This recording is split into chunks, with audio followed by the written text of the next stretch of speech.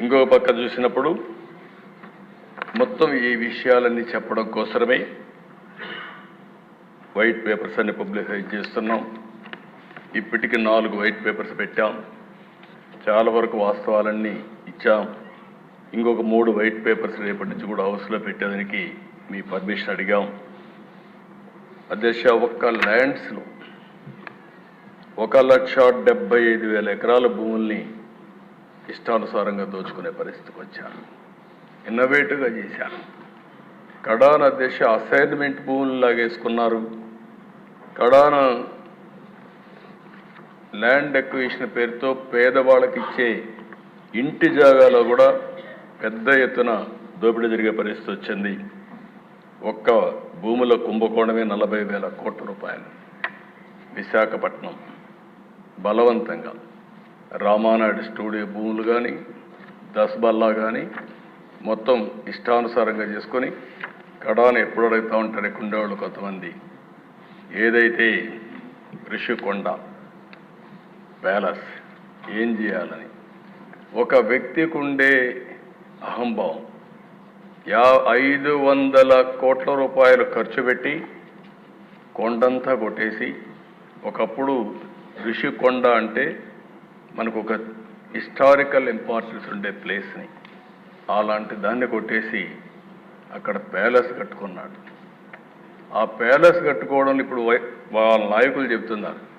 ఎందుకు కట్టారంటే ప్రధానమంత్రి president of India వస్తారంట, వాళ్ళ కోసం నేను ప్యాలెస్ కట్టాడంట. అంటే ఇంకా మనం అందరం నమ్మాలి అధ్యక్ష. అంటే ఈ రాష్ట్రంలో ఎక్కడికి పోతున్నా నాకైతే అర్థం కావడం లేదు. శాశ్వతంగా కొంతమంది నాకు వచ్చి చెప్పారు, ఓసారి ఒక్కొక్క వ్యక్తి ఏ విధంగా తలుస్తారు, భగవంతుడు ఏ విధంగా నిర్ణయిస్తాడు అనేది ఇది ఒక ఉదాహరణ అధ్యక్ష.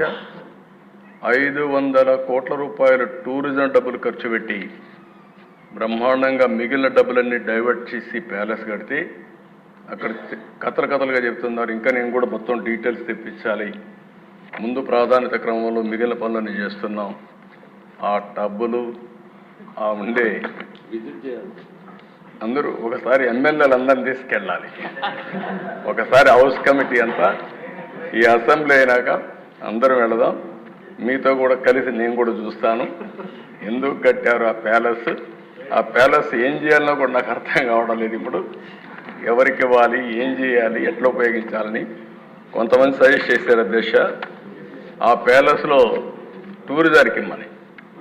టూరిజానికి ఇస్తే ఎంత డబ్బులు అవుతుందో నాకు తెలియదు. కాబట్టి దానిపైన కూడా మీరు సూచనలు ఇవ్వాలి. ఇక్కడ కూడా ప్రజావేదిక కూల్చేశారు. ఆ 7 స్టార్ హోటల్ దానికి మేనేజ్మెంట్ మీకే ఇస్తాం, ఆ వడ్డీ అయిన వసూలు చేసి మాకు ఇవ్వండి. ప్రజాధనం అది ఎంత డబ్బులు వస్తుందో చూసుకుంటే ఒక 7 స్టార్ 9 స్టార్ హోటల్ కూడా ఏం పనిచేయవు అక్కడ.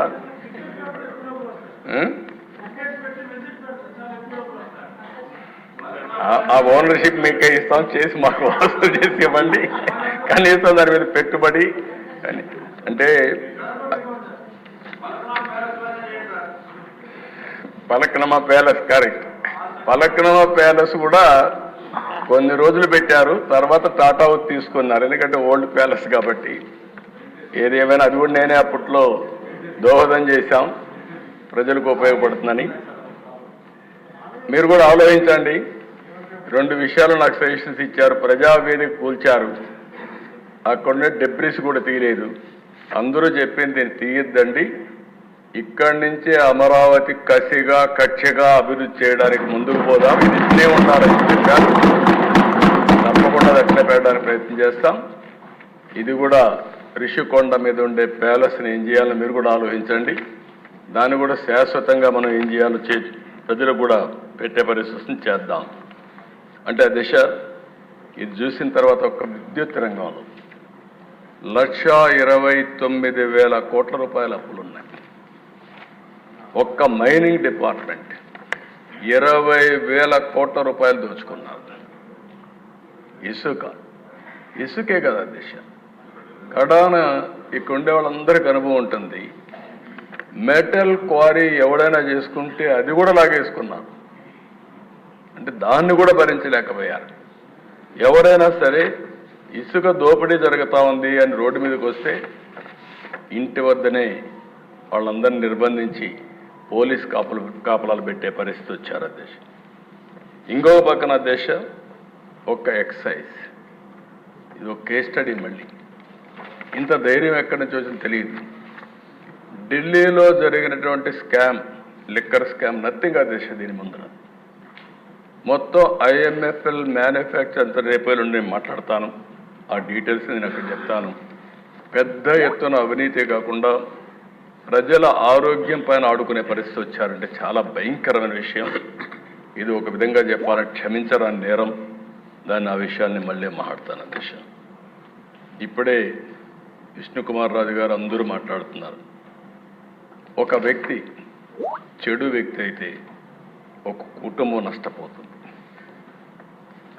అదే వ్యక్తి చెడు వ్యక్తిగానే పాలకుడు నేరస్తుడైతే, దోపిడీదారుడైతే ఆ రాష్ట్రం మొత్తం నష్టపోతుంది. అదే రాష్ట్రం మనలాగానే మన ఆంధ్రప్రదేశ్ మాదిరిగా ఉంటుంది. అదే చెప్పాను నేను ముందుగా. ఆ రోజు వివేకానంద గారు ఏదైతే కొటేషన్ చెప్పారో, స్ఫూర్తి చెప్పారో అది మనకు వర్తిస్తుంది. నేను దండం పెట్టి అడిగాను 2019లో, ఈసారి కానీ మనం తప్పు చేస్తే చాలా ఇబ్బందులు వస్తాయని.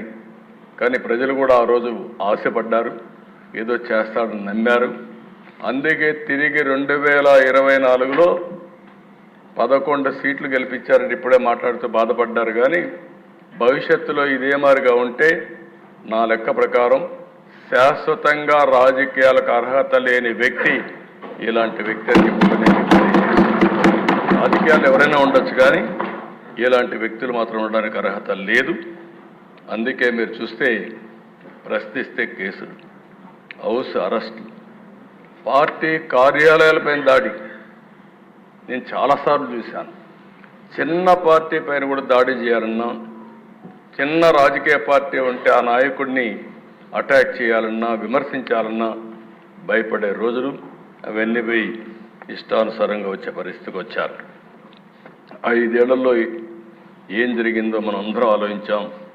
తీరని నష్టం జరిగింది. ఇదే మనందరి బాధ. అయితే ఇక్కడ ఒక ఎక్స్పెరిమెంట్ చేయాలనుకున్నారు అధ్యక్ష. ఆ ఎక్స్పెరిమెంట్ ఇక్కడ ఉండే వాళ్ళు చాలామంది ఆలోచించాల్సింది.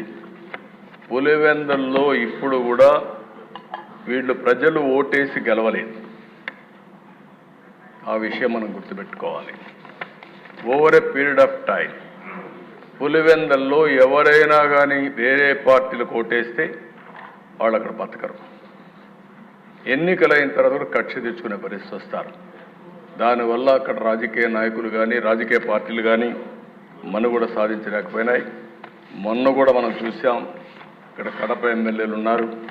పాత కడప జిల్లాలో అధ్యక్ష 9 అసెంబ్లీ సీట్లకు 7 అసెంబ్లీ సీట్లు గెలిపించారంటే అది ప్రజల్లో ఉండే మార్పు, అదే వాళ్ళు ఇచ్చినటువంటి తీర్పు కూడా. అలాంటిది అధ్యక్ష నాకు ఒకసారి అనుమానం ఇచ్చేది, పులివెందుల మారిగా రాష్ట్రాన్ని మొత్తం తయారు చేస్తామని.